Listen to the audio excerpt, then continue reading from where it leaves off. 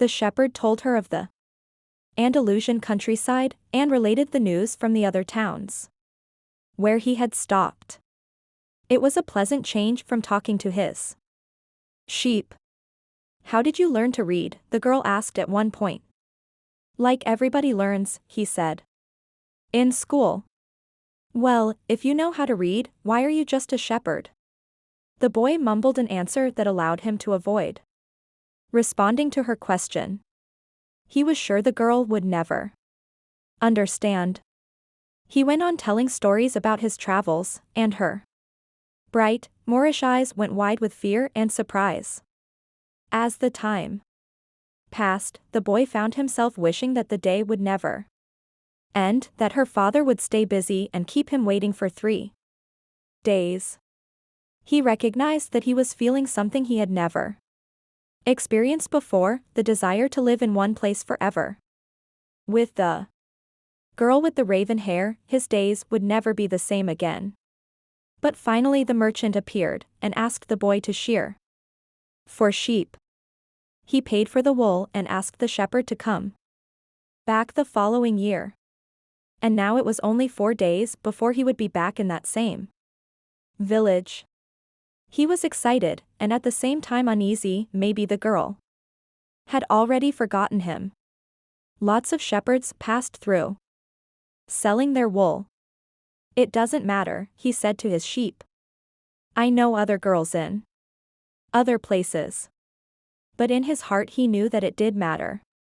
And he knew that shepherds, like seamen and like traveling salesmen, always found a town where there was someone who could make them forget the joys of carefree wandering. The day was dawning, and the shepherd urged his sheep in the direction of the sun. They never have to make any decisions, he thought. Maybe that's why they always stay close to me. The only things that concerned the sheep were food and water. As long as the boy knew how to find the best pastures in Andalusia, they would be his friends. Yes, their days were all the same, with the seemingly endless hours between sunrise and dusk, and they had never read a book in their young lives, and didn't understand when the boy told them about the sights of the cities. They were content with just food and water, and, in exchange, they generously gave of their wool, their company, and, once in a while, their meat.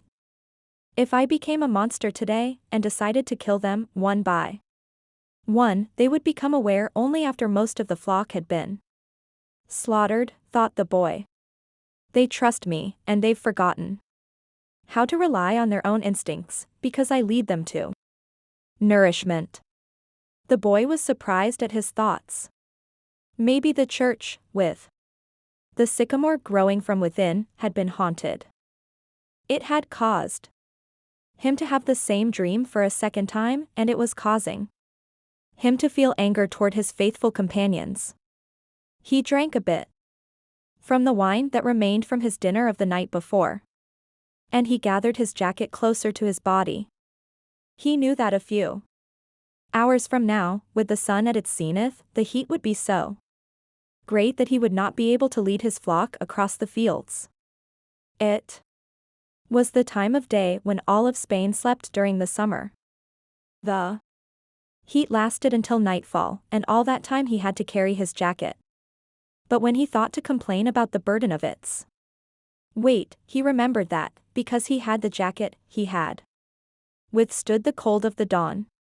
We have to be prepared for change, he thought, and he was grateful for the jacket's weight and warmth. The jacket had a purpose, and so did the boy. His purpose in life was to travel, and, after 2 years of walking the Andalusian terrain, he knew all the cities of the region. He was planning, on this visit, to explain to the girl how it was that a simple shepherd knew how to read. That he had attended a seminary until he was 16. His parents had wanted him to become a priest, and thereby a source of pride for a simple farm family.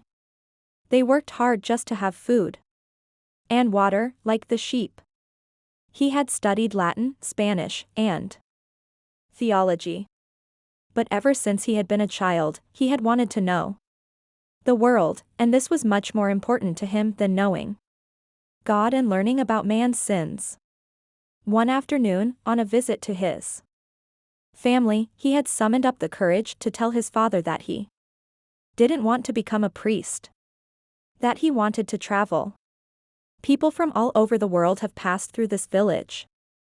Son, said his father. They come in search of new things, but when they leave they are basically the same people they were when they arrived. They climb the mountain to see the castle and they wind up thinking that the past was better than what we have now.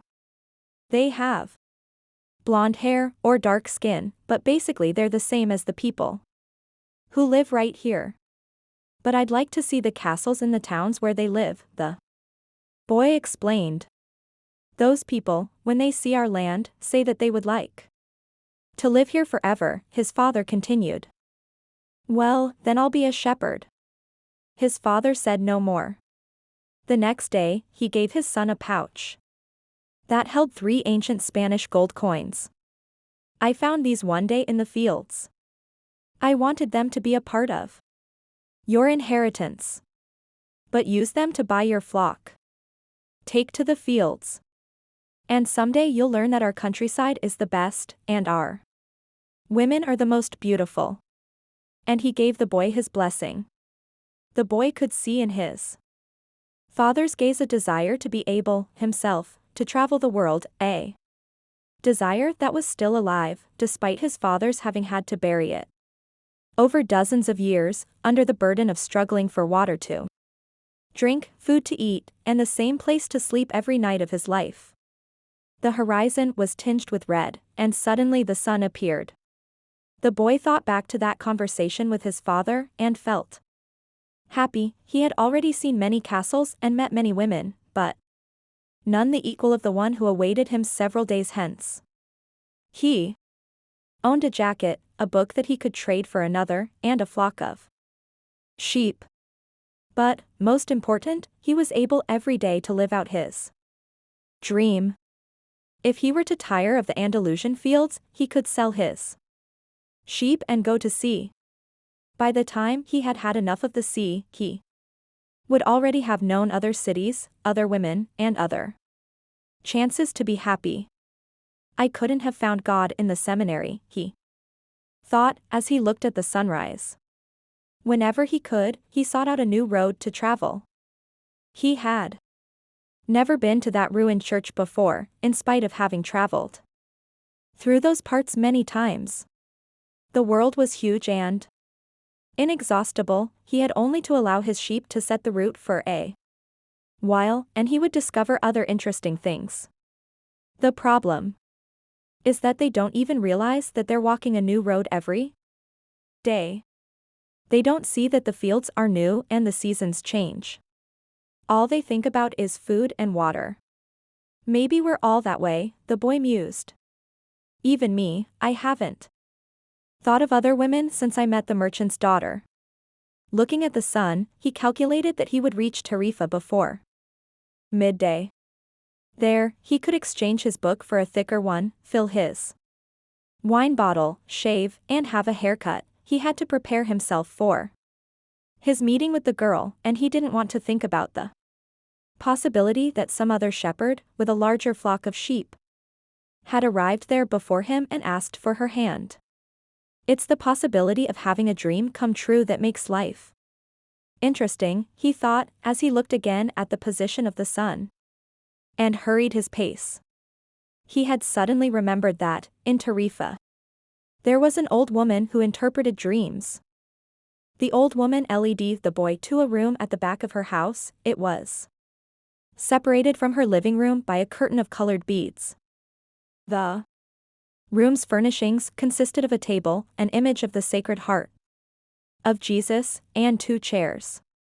The woman sat down and told him to be seated as well. Then she took both of his hands in hers and began quietly to pray. It sounded like a gypsy prayer. The boy had already had experience on the road with gypsies. They also traveled, but they had no flocks of sheep. People said that gypsies spent their lives tricking others.